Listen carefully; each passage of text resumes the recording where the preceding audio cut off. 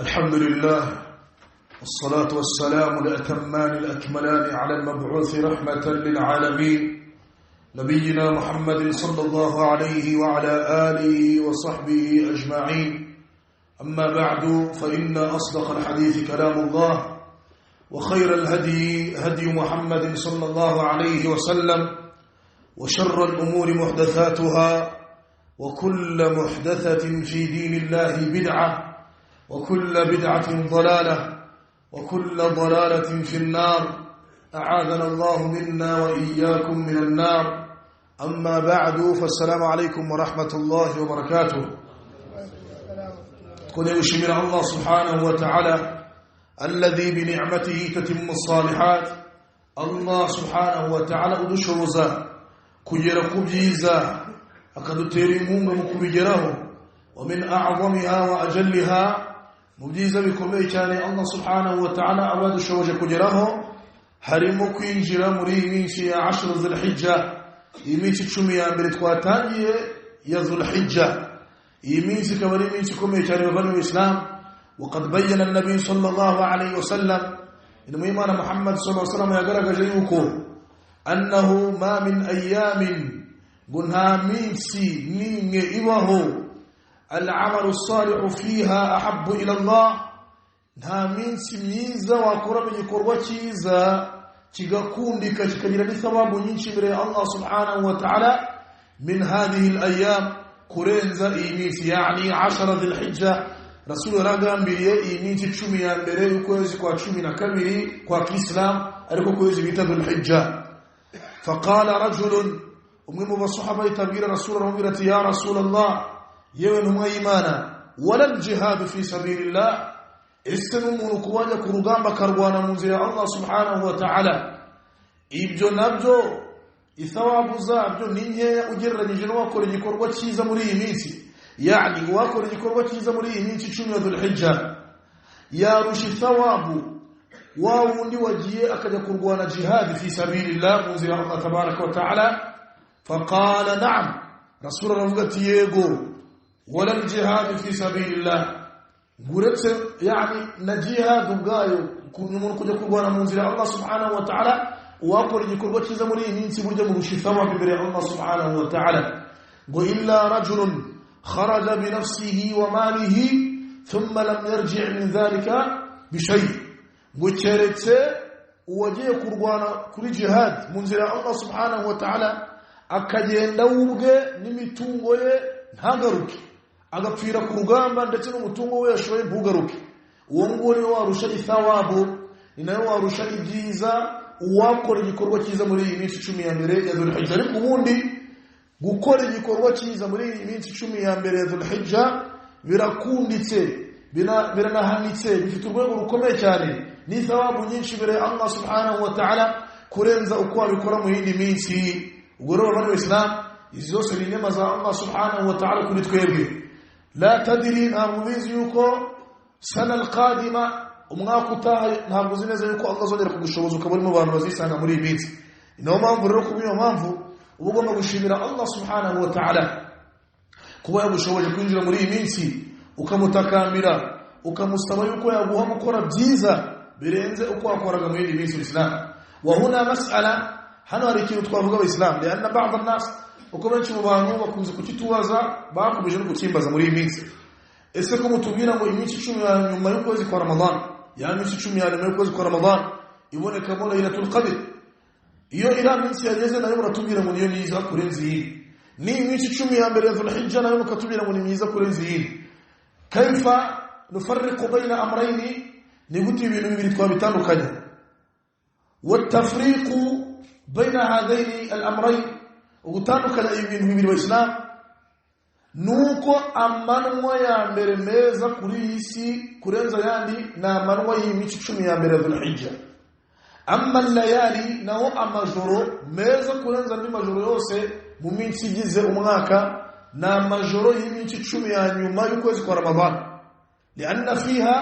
kubera yuko haba harimo Laylatul Qadr. simubizi wa Islam, yani amajoro mu byerekeranye n'amajoro, amajoro meza itlaqan burundu kurenza ni majoro yose, na majoro y'iminsi ya nyuma y'ukwezi kwa Ramadhan, yani ndani ya miezi 10 ya mwezi kwa Ramadhan, lima fiha min lailatul qadr, bitewe na rirajo rikome cyane riboneka muri lailatul qadr. Wa amma nao icyerekanye na an-nahar, amanwa meza ya mbere asumba ayandi, na amanwa y'iminsi 10 ya mbere ya Dhulhijja, iminsi twatangiye kuri uyu munsi. Dusaba Allah tabaraka wa taala yuko adushoboza kaduha gukora byiza byinshi, ndetse akanatwakirira subhanahu wa ta'ala, innahu waliyyu dhalika wal qadiru alayhi. Allahumma amin. Ayyuha al-ikhwatu al-kiram wa bani al-islam, nuwasilu darsana musta'idhin billahi musta'inin bihi mutabarri'in min kulli hawlin wa quwwatin illa bihi. dukum yusumurjatu mujitawita kitab at-tauhid alladhi huwa haqqu Allah 'ala al-'abid li shaykh al-imam al-mujaddid Muhammad ibn Abd al-Wahhab rahimahullah rahmatan wasi'ah وسائر علماء المسلمين. دكما يجد كتاب التوحيد وبالله التوفيق. قال المصنف رحمه الله وقال في كتاب الله سبحانه وتعالى مجرمين مواد عقد الباب في كتابه يقوز أنمر جامع مجتوته فسماه أرجع ويتم باب قول الله تعالى يعرفون نعمة الله ثم ينكرونها وأكثرهم الكافرون. أليس كذلك؟ وأكثرهم الكافرون. هذه آية الإسلام. الله سبحانه وتعالى يرمز ويعرفون نعمة الله بهريوشي ومن إنما زاء الله كريو ثم ينكرونها بارانيز وكذي بيغ وكذي حكنا. أيها الإخوة الكرام من الإسلام، الله سبحانه وتعالى هو المنعم.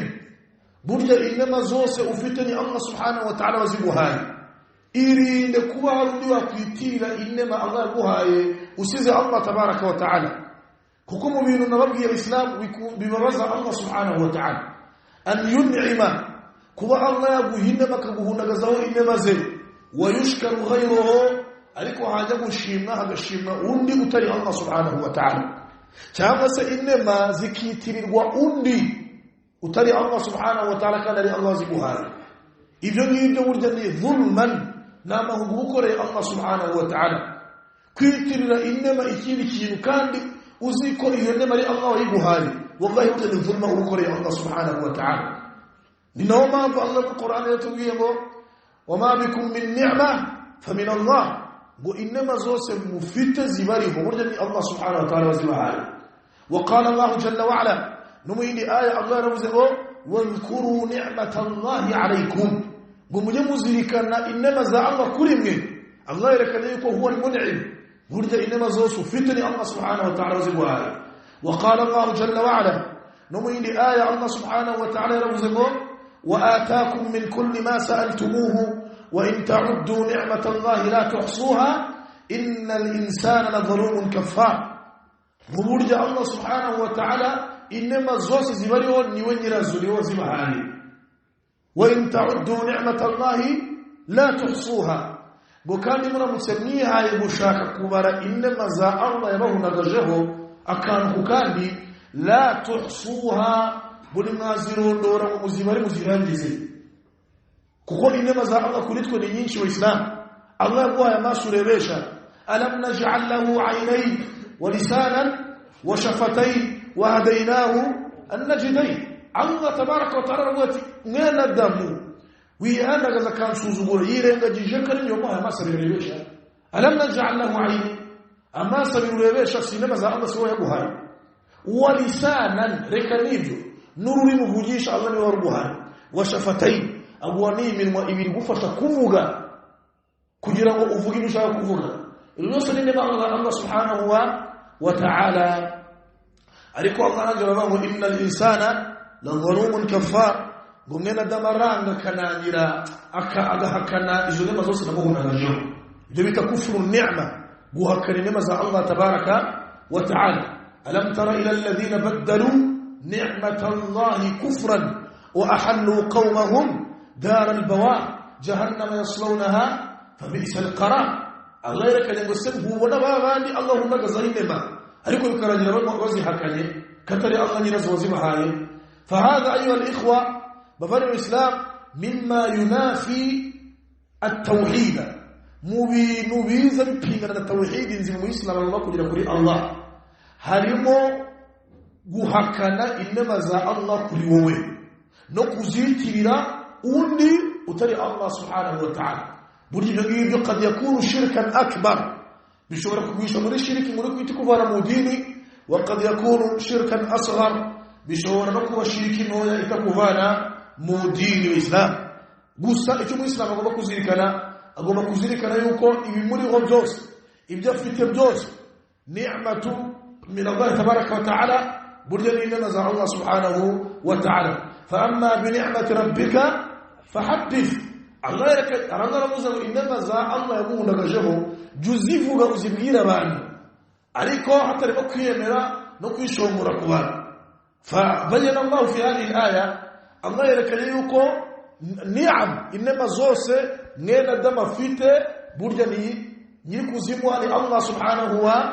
wa ta'ala. Burya nuwaguha inoti y'igihumbi, nuwagukemurira ikibazo ni Allah ubikoze, uretse ko uwo bamugize sababu, amugize impamvu ni wacishijeho kugufasha. Ariko al-mun'imu al-haqiqi burya uguhaye nyawe ni Allah subhanahu wa ta'ala. ولهذا قال عليه الصلاة والسلام إنما بن ويمان محمد صلى الله عليه وسلم iyo yakusanya biminyago batsinde ku rugamba babonye atanye kuyigabanya abasahaba be buri wese atanye kumwereka ibyo agenewe.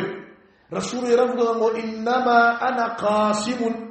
ngewe ibindi gukora byo kugaba nibyo nyine nshoboye, nibyo Allah yanshinze. Wallahu yu'ti, ngariko Allah niwe uri kubaha. Hadith Islam ni hadith sahih iri muri sahih Bukhari. Rasulu yabaga ari kugabanya abantu ibintu narabibutsaga,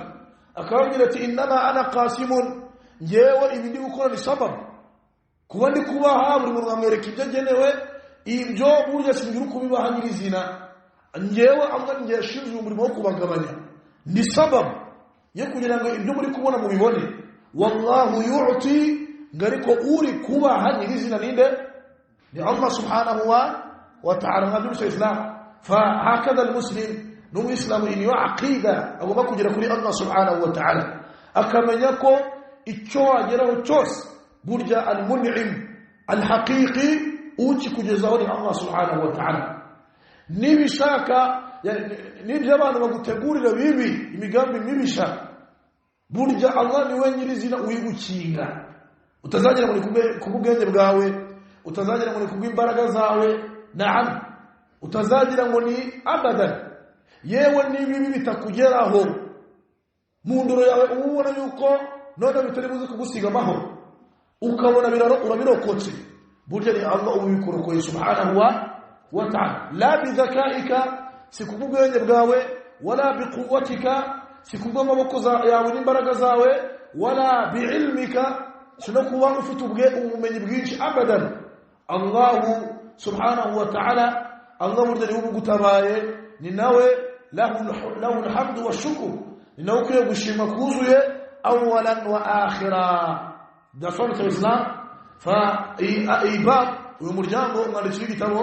aqadahu al-musannif rahimahullah, umwanditsi w'igitabo yawukoze libayani, kugira ngo agaragarize abantu yuko hari benshi mu bantu bagwa muri kufuru cyangwa se shirki fi hadha al-mawdu' bishiye kuri uyu muryango turimo turavugaho, uhe wo kwitirira inema abandi batari Allah, bagahakana inema zandi za Allah subhanahu wa ta'ala kandi babizi kari wowe zibahaye. Ibyo bita kufuru ni'ma, cyangwa se bita juhudu ni'ma, cyangwa se kufuranu ni'ma. Aya mazina yose aremewe fi hadha al-ba'. Guhakana ukiyanagaza ugapinga ko ibyo ufite atari Allah wabiguhaye. Kad yakunu shirkan akbar, bishobora kukugwisha muri shirki muri kuvana mu dini, wa kad yakunu shirkan asghar, nanone bishobora kukugwisha muri shirki ntoya. Wal'an nubayyinu wa nufassilu ma yata'allaq an hadha al-bab, ubu tugiye kwerekana ibyerekeranye n'ahkam, amategeko kuri iyi mawdu' cyangwa se kuri uyu muryango turimo turavugaho wa Islam. Qabla an nubayyana al-ahkam, mbere ko tugaragaza amategeko, awalan mbere na mbere icyitwa kufuru ni'ma, guhakana inema za Allah subhanahu wa ta'ala kuri wowe, qad yakunu bil qalb, bishobora kuba mu mutima w'umuntu akaba ariho kubipingira no kubihakarira bikabera hehe fi qalbi al-abd mu mutima w'umuntu sio islam wa qad yakunu bil lisan nanone bishobora kuba umuntu abivuze ku rurimi wa qad yakunu bil jawarih nanone guhakarira inema za Allah bishobora kuba utavuze ahubwo ari ibikorwa bibigaragaje gusa ingingo z'umubiri wawe akaba arizo ya ibikorwa byawe bikaba aribyo bisobanuye ko uhakanye Allah kunema yahundagaje byasobanura Islam yani qad yakunu bil qalb wa qad yakunu bil lisan wa qad yakunu bil jawarih guhakana inema za Allah kuri wowe bishobora kuba umuntu ari imyemerere agize mu mutima we cyangwa se bishobora kuba nanone umuntu abivugishije ururimi nanone bishobora kuba umuntu abishize mu ngiro ibikorwa bye akaba aricyo bisobanura bigasobanura ko ahakanye inema za Allah tabaraka wa taala kuri we طيب mata yakunu bil qalb niryari biba mu mutima man i'taqada umuntu uzagira imyemerere mu mutima we yuko inema runaka imuriho cyangwa se Allah yamuhaye ijadan wa haqiqatan akagira imyemerere yuko kuyibona kwe no kuba yamugezeho kwe ntabwo ari Allah bimuhaye ahubwo ni ikindi kintu runaka min al-makhluqat mu biremwa cyabimuhaye we akaba ariyo aqida ye mu mutima we nikabyemera ibyo afite ntabwo yemera ko ari Allah wabimuhaye i'tiqadan kandi we mu myemerere mu mutima we nikari kubibona nikabyemera ko ahubwo ibyo ngibyo afite ni abakurambere babimuhaye cyangwa se yabibonye bi'aqlihi huwa kubwenge bwe gusa no kuba ari umunyamashuri akaba we yemera ko ibyo agezeho abigezeho kubwenge bwe i'tiqadan mu mutima we nikabyemera ntabwo yemera ko ari Allah wabimuhaye fa hadha shirkun akbar iyo ni shiriki nkuru itimuvana mu dini yale ya Allah subhanahu wa ta'ala kama hasala li Qarun huko dabaye kuri Qaruna yavuze ngo iki inma utituhu ala ilmin indi njyewe ibindi mfite byose nabibonye kubwenge bwanjye kuri mind nuko babita ngo yani kubwo kuba nzi gutekereza neza no kuba nzi kwigarurira abakiriya no kuba nzi gushora imari neza na technique zo mu kazi ibyo byose ngiye ibingezeho narigezeho kuri iyo systeme ubwenge bwawe Musa yaramutumye abantu alayhi salam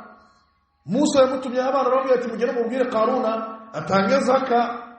akore mu mitungo atange zaka Qaruna aravuga ati inma utituhu ala ilmin indi iyo zaka rero muri kubwira n'ibiki nje umutungo si iyo mana niyo huma nje ko nawubonye inma utituhu ala ilmin indi je n'ubwenge bwanjye no kuba nzi technique zo gushakisha amafaranga mutoke muveha Allah yamukoreye ibiki fakhasafna bihi wa bidarihi al-ard fama kana lahu min fi'atin yansurunahu min dunillah wama kana min al-muntasirin ngo Allah itatanye kisi yuko mumira woni mitungo iratana za zahabu na diyama n'ibiti byose yarafite ngo kandi ngibyo twamukoreye nta wundi wari kumutabara kuko Allah yagufashe agufata akhdha azizil muqtadir Allah gufata mbiriyo gufashe subhanahu wa ta'ala faman i'taqada fi qalbihi umuntu zagira imyemerere mu mutima we ko ibyo agezeho n'ibyo afite byose ntabwo ari Allah bimuhaye ahubwo hari ikindi kintu min al-makhluqat mu biremwa cyabimuhaye imma aqluka ubwenge bwawe cyangwa se amashuri yawe cyangwa se runaka cyangwa se ngo amajini runaka zaryangombe n'ibindi akaba wari imyemerere ufite فهذا كفر وشرك بالله تبارك وتعالى شركا أكبر إني بيتركه عن الدين يا الله تبارك وتعالى طيب ومتى يكون باللسان نرجاري نونه بوهكر نمزا الله بما ومنكرش جروري من قال بلسانه ومنذكرش جروري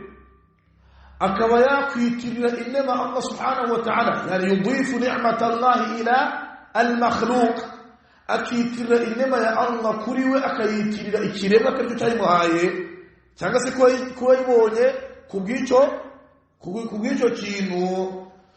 akabivuga bilisanihi akabivuga ku rurimi rwe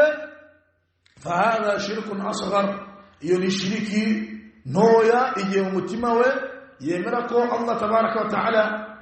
ni wewe yimuhaye ariko akareka Allah ntamuvuge bilisani, Allah ntamuvuge ahubwo kivugira ikindi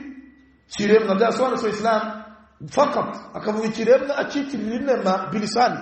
akoresheje ururimi rwe, wa in kana no bose mu mutima we yemera ko Allah ni wewe yimuhaye ariko Allah ntamuvuge ahubwo kitirira iyo neme ikindi kiremwa bilisani akoresheje ururimi rwe, fahadha shirkun asghar, iyo ni shiriki ntoya, au cyangwa se kuba yakwitirira inema Allah ariko ma'a taswiya, ariko akaita aringanisha Allah n'ikindi kiremwa bomba kabavuga ku nema. Urugero turaza kuzibona mukanya Sheikh azigangaza muri adilla kama yaqul, urugero umuntu uvuga ngo laula Allah, iyo bitaza kuba Allah, wa maharatu sa'iq, ndetse no kuba umushoferi yari umutekinisiye azi gutwara, la halakana tiba tworana. Urumva buze muki iyo bitaza kuba Allah nande na shoferi uru arabanganishije, ariko bilisani mukubavuga ku rurimi sawa. Iyo bitaza kuba Allah na shoferi kiba twakoze aksida, fahadha shirkun asghar, iyo ni shirki ntoya. Byasobanutse Islam, iyo ni shirki ntoya. Imma ushobora kubivuga ku rurimi rwawe ukavuga umwe, Allah ukamureka ukavuga ikiremwa gusa ku rurimi, fahadha shirkun asghar. Nanone ushobora gukora ibyo atashuye kubanganisha, kuba ukaba wavuga Allah n'ikiremwa bombi double cyari ubanganishije. Iyo bitaza kuba Allah na shoferi, fahimta, fahadha ibyo ni shirkun asghar, iyo ni shirki ntoya. Umuyisilamu agomba kuyirinda. القسم الثالث ثلاثة متى يكون بالجوارح نجاري guhakana inema za Allah subhanahu wa ta'ala bikorwa n'ingingo z'umubiri. Yani nijari umuntu yakora igikorwa n'ingingo z'umubiri we bikitwa yuko aguye muri kufuru ni'ma, ahakanya inema za Allah subhanahu wa ta'ala. هذا يكون بما إذا لم يصرف النعمة في طاعة الله تبارك وتعالى، إجيه إنما الله مهاي التزيف شيء أزيب قريشا مكوبها الله تبارك وتعالى. مثالا نرجع الله كما يبغى متوه، أيك إجيه توسى وكمية متانا صدقا بريتها يعني، إجيه توسى وكمية مكوري بيبيتشنا كورا زاني مزاوي الله نكوزاني مع الله مهاي hahandi bikeneye kuzikoramo uzikoresha mu byo Allah shaka ukanga. Icyo gihe byitwa muri kufuru ni'ma, ubuhakanye inema za Allah. Mu guhakana inema za Allah harimo adam sarfiha, harimo kutazishora no kutazikoresha fi ta'ati Allah wa mardatihi, mu kubaha Allah ndetse no mu gushaka aljanna. That's Islam. Ibyo nabyo byitwa kufuru ni'ma. Uretse ko byo bitageze ku bibazo gwa shiriki na kufuru, byitwa muri ma'asiya, byitwa muri iki ma'asiya, urimo zibibi ubunaguye mu cyaha, ariko ntabwo yitwa kufuru cyangwa iki shiriki. That's Islam. Kwa kuno umuntu nibi tukoje Islam abantu umuntu Allah maye ubushobozi. Eid al-Adha igiye kwegereza mu minsi imbere, umuntu twabumira ati wa muntu watanze igitambo, wakoze mu mutungo wawe ukagura ihene ugatanga igitambo lillah, yari ibadu kayikora, ugasanga umuntu ntari tayari, ariko umwana we nagira anniversaire y'imyaka 10-15 arabaga inka irdaan liwaladihi, ibyo bikore kugira ngo ashimishe umwana. Arajya kugura gato y'ibihumbi 500 ifite esikariye n'eshatu cyangwa fa ila Allah al-mushtaka. Umuntu kwanga gukoresha inema Allah muhaye fi ma yuqarribuhu ila Allah, akaba kuyikoresha muri bya bindi bimwegereza Allah, fahadha kufru ni'ma. Ibyo nabyo byitwa ko uhakana inema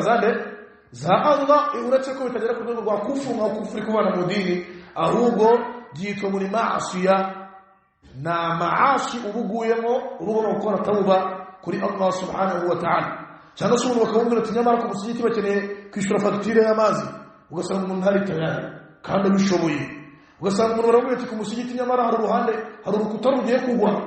dutabare umusigiti utagwa, umuntu ntari tayari. kandi afite ubushobozi Allah aramufunguriye igihe cyose abwiwe gushora umutungo we mu byo Allah amubwiye ntari tayari uwo nawe faqad waqa'a fi hadha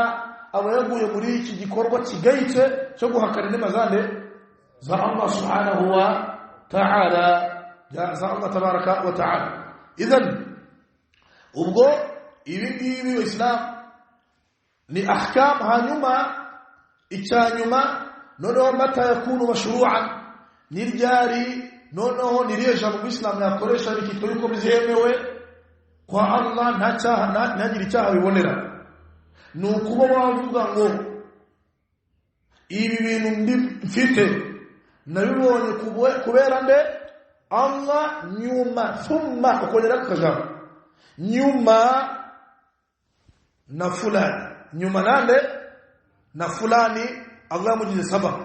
uko limana li anna yuvuze gutya anga biba bisobanutse gute ubumanje wagaragaza ko al-mun'im waguhaye n'amarinde ari Allah gasobanutse Islam hanyuma noneho nyuma ugashima ukanerekana yuko uwo Allah yagize sababu uwo Allah yacishiye sababu yuko ari runaka na ukamushima gasobanutse icyo byo biremewe yani kuba wavuga ngo laula fulan yo bita afwan laula Allah yo bitaza kuba Allah thumma fulan nyuma na runaka Allah yagize sababu kugira ngo mbibone wallahi sinari kubageze kuri ibi aho ho biremewe Manu so Islam muumbe karongera bisubiremo ni yeje mu Islam yemere kugukoresha bikitwa ko kabisa byakoze ari tauhid ni gihe uvuze ngo laula Allah iyo bitaza kuba Allah subhanahu wa ta'ala we wangabiye kama inema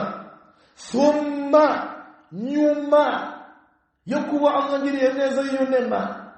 agabicisha ku kiremwa runaka shehe runaka cyangwa se imamu runaka wallahi ntabwo mbageze kuri ibi ngibi nasobanutse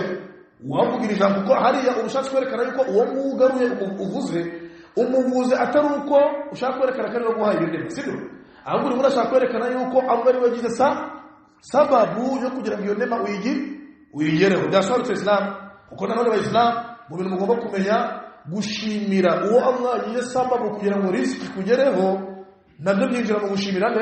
Allah subhanahu wa ta'ala لأن النبي صلى الله عليه وسلم يقول وقال رسول صلى الله عليه وسلم يرمز من لا يشكر الناس لا يشكر الله برجد الشميرة بانه يشمير الله سبحانه وتعالى وقال عليه الصلاة والسلام نمر حديث رسول يرمز من صنع إليكم معروفا فكافئوه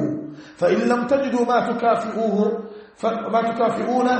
فادعوا له حتى تروا أنكم قد كافأتموه قوموا مزارة قرر يجيكم وكذا وشيميشا burya mu mujye muhemba niba utumya kana ku muhanda burya ni byiza kugaha igiceri kukabwira ati mashallah jazakallah khair cyangwa se niba ugatumya ibintu runaka byo kurya kavungurireho burya nakugahe ni sunna abantu biremeje rasul aravuze ngo uza gukorera service kakagushimisha fakafiuhu mujye muhemba fa in lam tajidu ma tukafiuhu cyangwa se fa in lam tajidu ma tukafiuna nimutabona basi cyo wahemba umuntu ukoreye neza n'utarakibona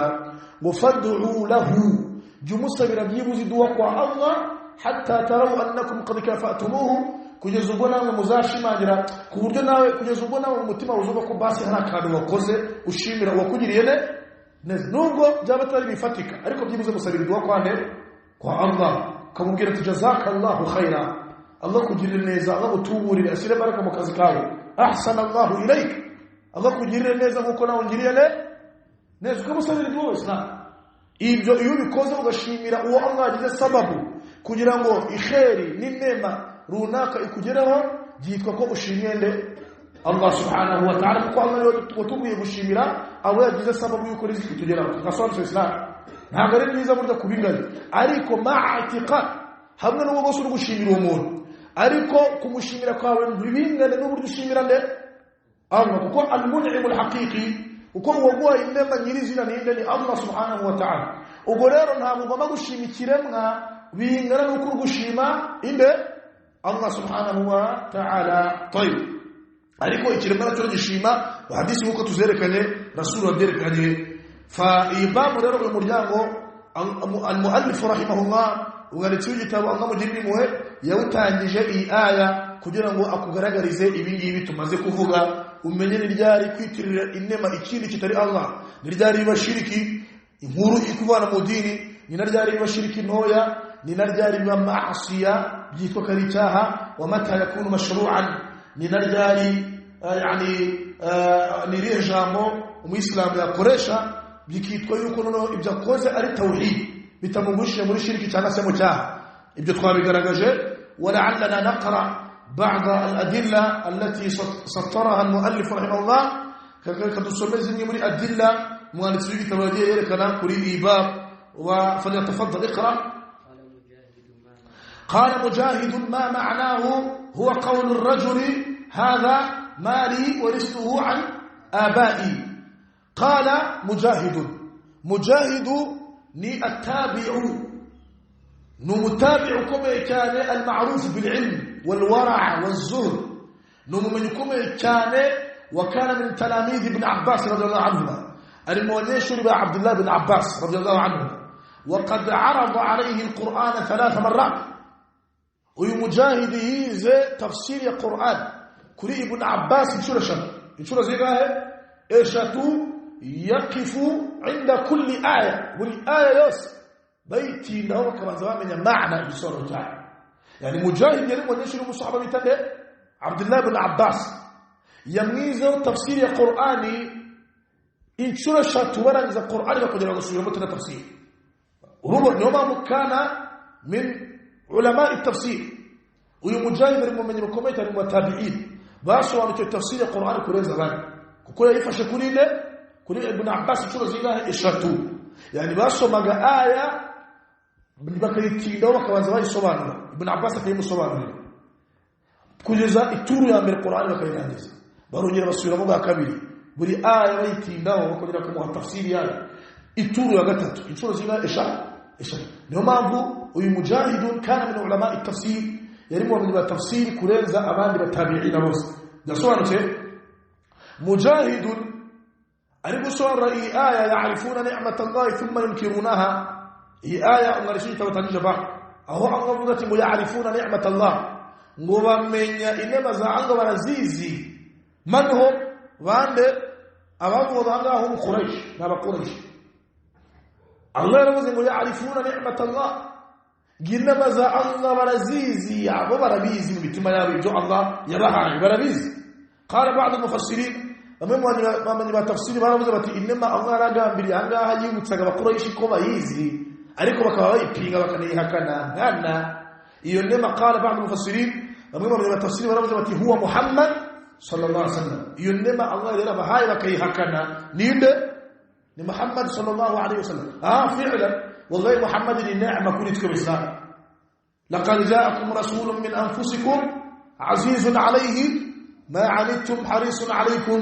bil mu'minina raufur rahim rasulun nama kuli ummati Muhammad sallallahu alaihi wasallam ngarika bakurashi neema barayimenye baranayibona ariko maza barayihakana nkana kandi babona kari neema ya Allah tabarak wa taala kuribo وقال الاخرون انا abantu bamenye batafsiri baravuze bati la inema isariziga mbiri wangaha ni kullu ni'ma ni neema zose muri rusange kuko angavuze ngo yarifuna ni'matallahi ginema za Allah muri usul fiqh نعمة الله مضاف إليه يفيد ماذا العموم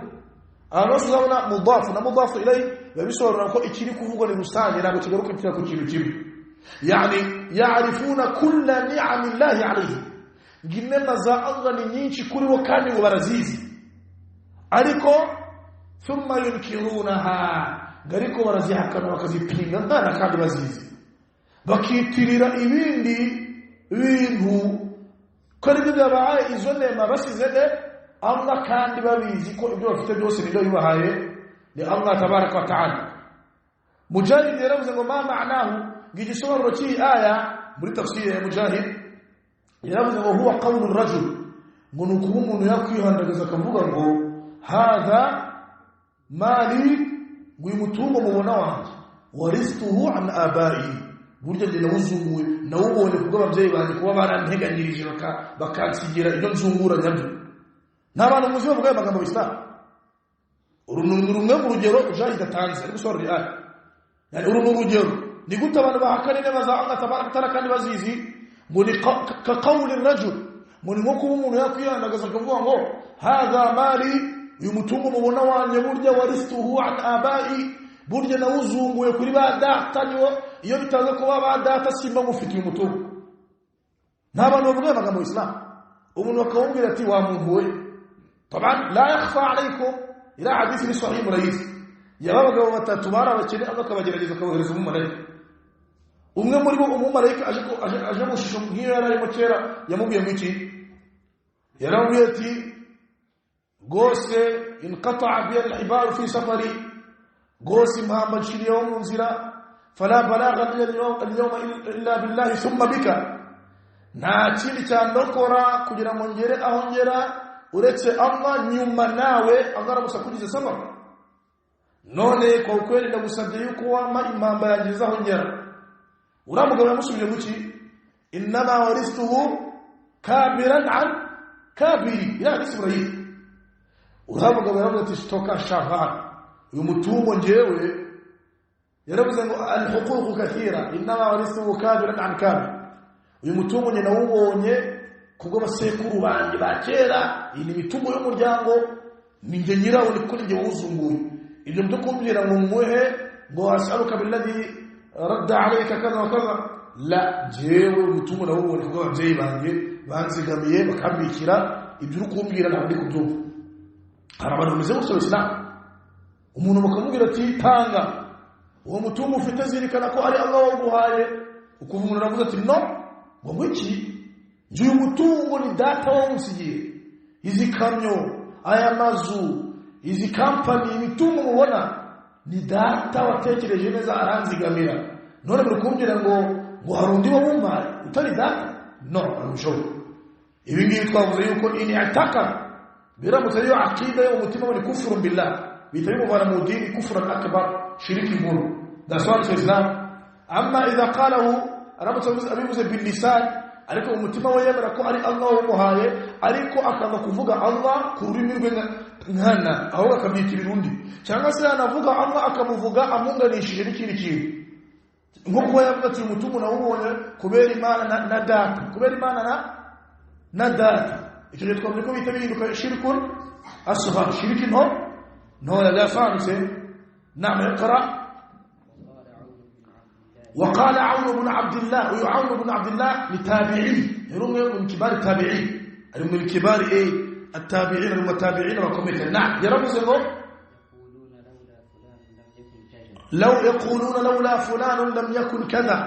وهرنا بعد يكون كون بريها نجا مرمز لولا فلان ها يبي تذكر هناك لم يكن كذا وكذا في ذلك يندبرت نبرت أنا أبي أضاف النعمة إلى المخلوق إنما الله مهاي أي سيبتي لنده إتشيرنا باللسان يبقى باللسان يكون كفر أصغر هذا شرك أصغر أريك هو اعتقاد من يمر هيك كجمر الله كريم لكفر أكبر هذا شرك أكبر نعم اقرأ وقال ابن قتيبة يقولون هذا بشفاعة آلهتنا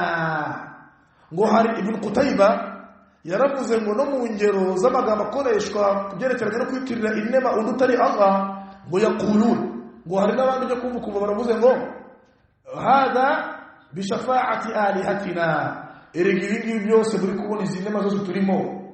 twazibonye kubwo gutakammirwa kumana niki nizimana zacu tabandi murabizi abakuraishi iyo bababwiraga ati kubera iki musenga bino bigirwamana basubiza ngo iki ma na'buduhum illa liqarribuna ila allahi zulfa gerega twebwe bigirwamana nta mutwe tubisenga twemera ko Allah ariwe waremye turabyemera ariko twebwe bino bigirwamana tubicisha amasengesho yacu kugira ngo bituvuge biyatugereze kwande kwa Allah ibiri shirku akbar ibyo Allah bisi shirki niyo mpamvu umuntu wese uzashyira hagati ye na Allah wasitwa uwacishaho amasengesho akamushyiraho hagati ye nande na Allah fahadha shirkun wa kufrun akbar ibyo bita ni shirki itumvana mu dini دسوانته ويعبدون من دون الله ما لا ينفعهم ولا يضرهم ويقولون هؤلاء شفعاؤنا عند الله abashirikina bacishaga amasengesho yabo kubigirwamana wababaza kubera kimwe muri kubikora wayaquluna bagasubiza guti haula shufa'auna 'inda Allah gerega bangaba ni tuvuganira yani batatuvuganiye burya Allah ntacyo yaduha wa hada shirkun akbar ni shirki muri tibar mu mudir rero ngo yaqulun ngo mu bakuraishi harabavugaga ngo hada bi shafa'ati alihatina gibi mubona dufite twe nk'abakuraishi burya twabibonye kubera izi mana zacu ducisha amasengesho nizo zatuvuganiye kwande kwa Allah subhanahu wa ta'ala birangira Allah duha ibingibi dufite ibi twabibonye kubwo gutakambirwa n'izi mana zacu mubona nizo zatuvuganiye kwande kwa Allah wa hadha kufrun aidha in shirki muru ita ibn mudin bidasan islam na'am iqra وقال ابو العباس احمد بن تيميه شيخ الاسلام بن تيميه يتوقع ابو العباس ariko yapfuye nta mwana afite lam yatazawwaj ibn taymiyyah yapfuye atarigeze arongora umugore n'inshuro rimwe rahimahullah لانه كان مشغولا بالعلم يريد bize mugerekanye n'ubumenyi abura umwanya gushaka umugore وهكذا الامام النووي كما يقال n'uwitwa imam an-nawawi nawe yapfuye adashatse umugore cyane cyane ko yapfuye akiri umwana muto cyane w'umusore w'imyaka 34 imam an-nawawi yapfuye ari umusore w'imyaka mike cyane ariko reba kubera juhudize reba ibitabo yasigiye n'ubumenyi yasize hano kuri isi urihada niyo mpamvu uko wabona kose birashoboka yuko ubumenyi wabugira man jahada fina lanahdiyannahum subulana aywa umuntu wese uzagira juhudi mu kumenya ibyacu ibya Allah tabaraka wa taala turamuha kuyoboka kabigeraho alhamdulillah أبو العباس وقام بالواقع الشيخ الإسلام بن تيمية يتقول أبو العباس جاري الزنا ذكر جنيرو وإلا يكون إنها من أنا عرفت يتقول عباس لأنه لم يتزوج ابن تيمية فتره يعني أبو العباس أحمد بن تيمية سوا يرمز منع يقرأ بعد حديث زيد بن ثابت رضي الله عنه يجيني كومنتير لتعليق ابن تيمية يقول نيوم يا حديثي يا زيد بن ثابت إيه يا حديثي الله فقامه أصبح من عبادي مؤمن بي وكافر زيد بن خالد أيوه زيد بن خالد في حديث مسعود البخاري مسلم نعم مولي كتاب الإيمان أيوه حديث يا زيد بن خالد رضي الله عنه متخرج الشوان مرابيز مديرة عندنا الكواكب مديرة عندنا يجيه الله من سلح الحديبية نكو أهل الحديبية ها rasul yarari bagiye muri umra bakabangira abakuraishi igihe iryo joro haguye imvura sawa haguye imvura bucye mu gitondo rasul amaze gusarisha abayisilamu fajiri fa aqbala ilayhim aranjara himikirajara rabbina ngo atadruna madha qala rabbukum mwaramuzi uko imana yanyu yavuze baravuga ati ya rasul Allah ntabwo tubizi tubwire rasul aranjara rabbina ngo asbaha min ibadi mu'minun bi wa kafirun iri joro hari abantu bazindutse mu gitondo bamaze guhakana Allah hari abamaze guhakana ne Allah fa amma man qala mutirna bi nawi kaza wa kaza umuntu wese wavuze yuko imvura kuba yaguye kubo kubera inyenyeri runaka fa hada kafirun bi mu'minun bil kawkab uyahisamakana agira gute ubwo yahisemo kwemera ko wamana imvura ari nyenyeri Daswarute iyi hadithi twara shobane murabizi n'ibyari bashiriki n'ibyari twara shobane mu byerekeranye na babu yerekeranye na an-nujum wal-kawakib cyangwa sababu majaa bilistisqa bil anwa byerekeranye no kuba abantu bakwitirira inyenyeri runaka ariyo manuye imvura cyangwa se imvura yabonetse kubwo inyenyeri runaka bidatihi